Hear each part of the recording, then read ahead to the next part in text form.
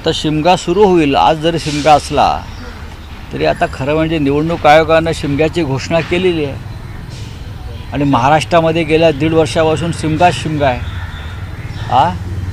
कोणत्या व्यासपीठावरून फक्त एकमेकाच्या विरुद्ध बंबाच मारल्या जातात.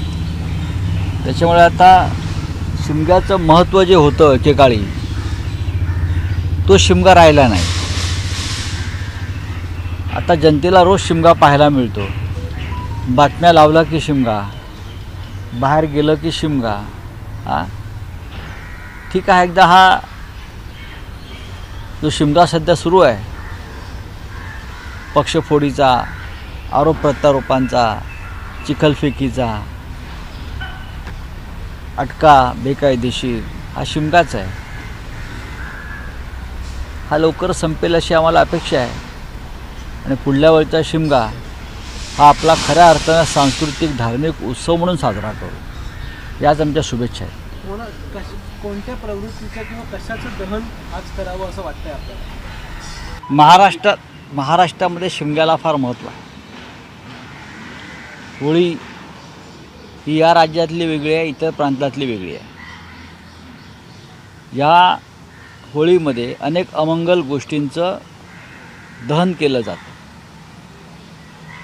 जाळून टाकतो आपण, पुरून टाकतो आपण. तर या महाराष्ट्रामध्ये अनेक अमंगल गोष्टींचा उदय झाला आहे. या महाराष्ट्रामधली संस्कृती रसातळाला लागेल.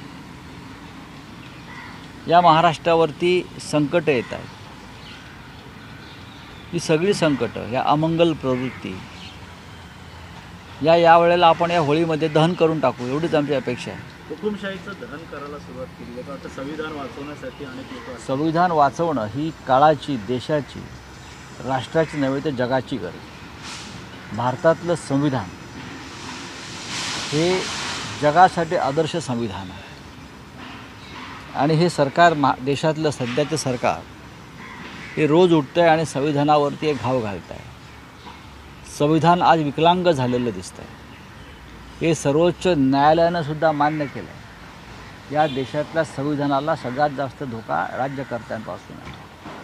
त्याच्यामुळे संविधान वाचवणं आणि संविधानावर जे हल्ला करत आहेत त्यांच्या त्या होळीमध्ये दहन करणं हे आमचं कर्तव्य आहे, राष्ट्रीय कर्तव्य आहे.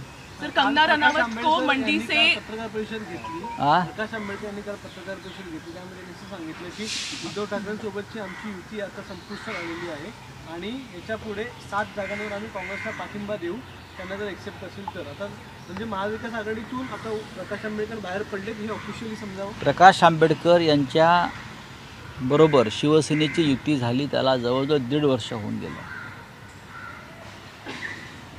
आणि ती अत्यंत चांगल्या हेतूनं झालेली युती होती. त्यात लोकसभेचा विचार झाला नव्हता. प्रामुख्यानं विधानसभा आणि महानगरपालिका या संदर्भात एकत्र काम करता येईल आणि महाराष्ट्रात सध्या जे सुरू आहे त्याच्याविरुद्ध एकत्र लढता येईल, ही तेव्हा 2 नेत्यांमधली भूमिका होती.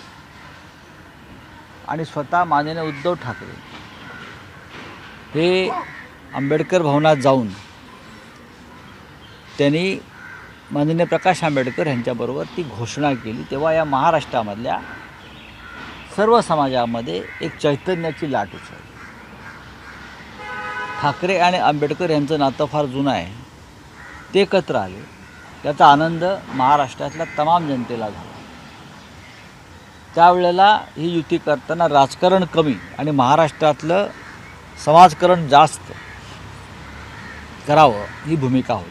पण विधानसभा, महानगरपालिका या लेवलला, या स्तरावरती आपण काम करू असं साधारण ठरलं आणि उत्तम चर्चा, उत्तम संवाद या 2 नेत्यांमध्ये आणि 2 पक्षामध्ये झाला. दोन्ही पक्षाचे कार्यकर्ते त्यावेळेला अत्यंत आनंदी होते.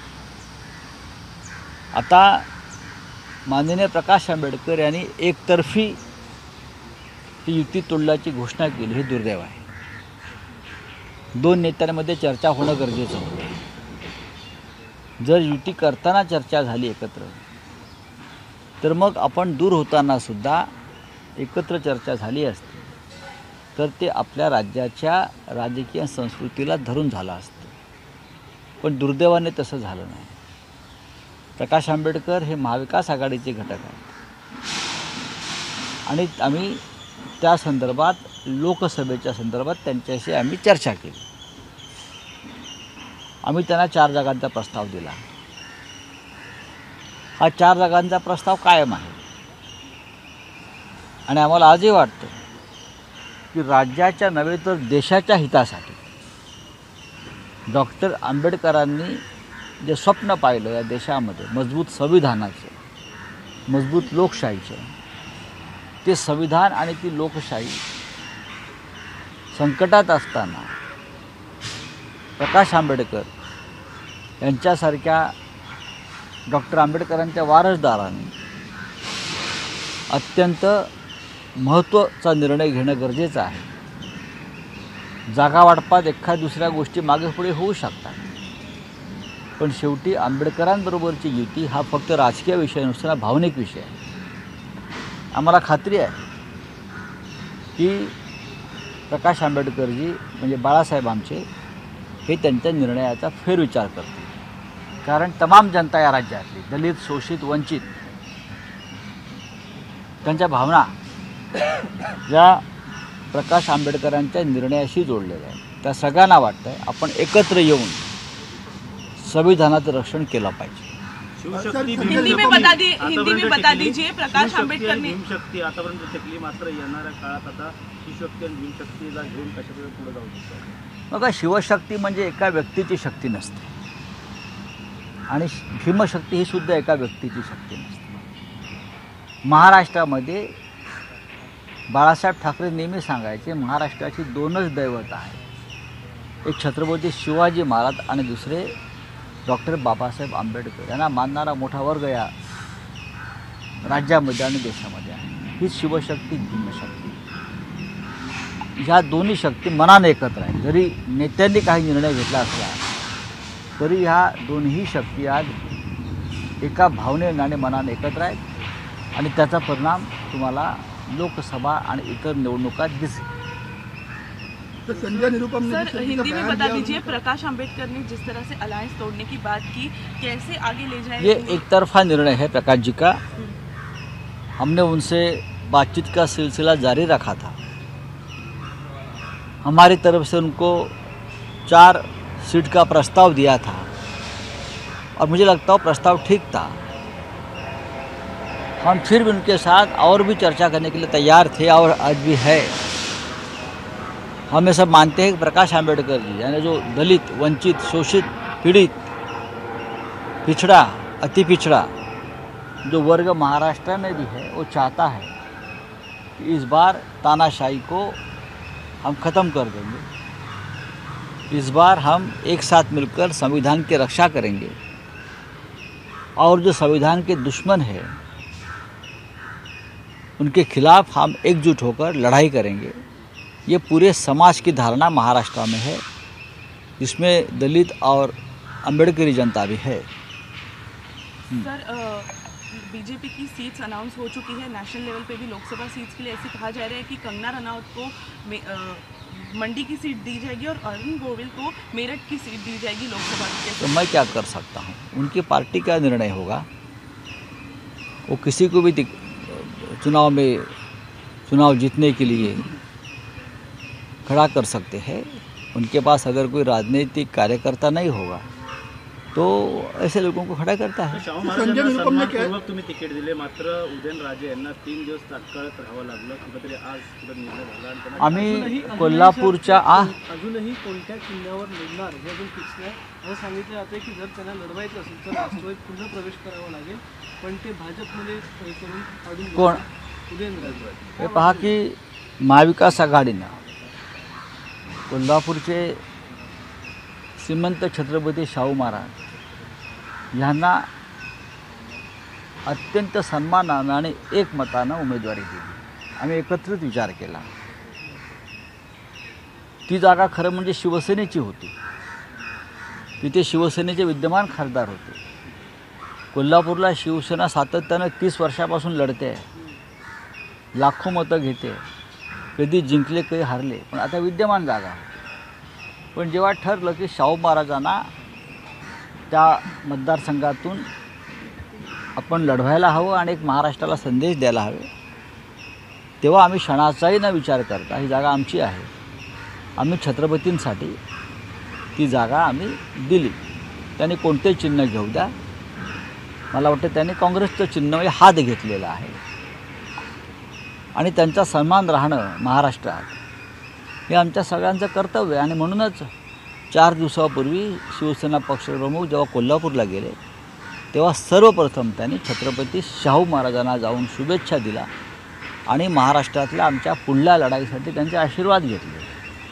हा सन्मानाचा भाग झाला. सर मुंबई साऊथ आता आपण साताराचं जे म्हणताय, मला असं वाटतं की तीसुद्धा छत्रपती शिवरायांचीच एक गादी आहे. भारतीय जनता पक्षाला जर शिवरायांच्या गादीचा मान सन्मान अशा प्रकारे राखता येत नसेल किंवा त्यांना अपमानित केलं जात असेल, उदयनराजे असतील किंवा अन्य त्यांचे वारसदार असतील, तर त्याच्याबद्दल समाजाला त्यांनी सांगावं लागेल. मागे जेव्हा आमच्याकडून काही डिबेट झालं होतं या विषयावर, तेव्हा आम्ही गादीचा अपमान केला वगैरे वगैरे वगैरे हेच होते. पण उदयनराजे भोसले यांना 5-5 दिवस तुम्ही तिथे वेटिंगला ठेवता. वेटिंगला म्हणते छत्रपतींना सातारच्या. खरं म्हणते याचा विचार उदयनराजे भोसले यांनी करायला हवा. आम्ही कसं काय बोलणार? ते त्या पक्षाचे सदस्य आहेत. संजय निरुपम कह रहे हैं कि अरविंद केजरीवाल को इस्तीफा दे देना चाहिए. मुझे मालूम. सर मुंबई हम साउथ लोग सेंट्रल हम सीट के हम लिए सभी यूपीपी हम सभी लोग इस संघर्ष की घड़ी में, इस अग्नि परीक्षा की घड़ी में केजरीवाल जी के साथ डटकर खड़े रहेंगे और है. सर इस मुंबई साउथ सेंट्रल सीट के लिए यूबीपी और कांग्रेस कहीं ना कहीं उसके लिए भी जो है वो सीट के लिए डिसीजन नहीं हो पा रहा है. यहाँ से वर्षा गायकवाड़, यहाँ से अनिल देसाई, कैसे देखते हैं इस चीज़ को? कौन जो होगा एमबीए की तरफ से जो मुंबई कहाँ? साउथ सेंट्रल के लिए आगे बढ़ेगा? आप एक ही सीट की क्यों बात करते हैं? महाराष्ट्र में 48 सीटें हैं ना. एक साथ सभी नामों की घोषणा होगी शिवसेना की. 1-2 नहीं होंगे. सर पर पहले तो उद्धव ठाकरे जी ने सांगली में अपना कैंडिडेट अनाउंस कर दिया था. अमोल कीर्तिकर को भी अपना कैंडिडेट अनाउंस किया है. तो आप अगर कह रहे हैं कि वहाँ सारे नाम से अनाउंस आ जाएंगे ना एक साथ. लालू प्रसाद यादव ने अपनी बेटी उनसे किडनी लेकर टिकट बेचा, ऐसा भाजपा के नेता ने आरोप लगाया. पागल है उनका दिमाग और उनकी किडनी. उनका रिसर्च करना चाहिए. क्या ये आदमी है या जानवर है? एक बेटी ने अपने बाप की जान बचाने के लिए इतना बड़ा त्याग किया है, हाँ, और आप उस बेटी के और बाप के रिश्ते को इस प्रकार से जलील करते हो. यही भारतीय जनता पार्टी का संस्कार और संस्कृति है. तो अरविंद केजरीवाल के बाद पंजाब के सीएम का नंबर आ सकता है. आम आदमी पार्टी खत्म कर देगी, कहीं ना कहीं साजिश है. किस तरीके से देखते हो? भारतीय जनता पार्टी या मोदी शाह की राजनीति सिर्फ आम आदमी पार्टी को ख़त्म नहीं करना चाहती. इस देश में जितने भी प्रादेशिक पार्टियां हैं, रीजनल पार्टियां हैं, सबको ख़त्म करना चाहती है. चाहे शिवसेना हो, चाहे शरद पवार जी की लीडरशिप वाली नेशनलिस्ट कांग्रेस पार्टी हो, हाँ, ऐसे बहुत सी पार्टी, डीएमके हो, तृणमूल कांग्रेस हो, सभी को ख़त्म करना चाहती है बीजेपी. लेकिन हम ख़त्म नहीं होंगे, हम बढ़ते रहेंगे और आपको हमारे पीछे पीछे भागना पड़ेगा. सुप्रीम कोर्ट ने बात पे बड़ी रोक लगाई है सर. सरकार का सवाल क्योंकि उनकी वाइफ जो है उन्होंने आके एक मैसेज दिया जनता को कि अरविंद केजरीवाल अगर जेल में भी है फिर भी वो जनता के साथ है और उनका जीवन ही संघर्ष के लिए हुआ है. तो कहीं ना कहीं ये इमोशनल कार्ड. ये कौन सा इमोशनल कार्ड है? मैं उसे इमोशनल कार्ड नहीं मानता हूँ. अरविंद केजरीवाल जो एक फैमिली मैन है, उनकी पत्नी और बच्चे घर में है, वो अपने पत्नी के थ्रू ही अपना संदेश देंगे ना, और पार्टी के कार्यकर्ता के थ्रू देंगे. उसमें गलत क्या है? उसमें कोई गलत नहीं. चलिए. एबीपी माझा, उघडा डोळे बघा नीट.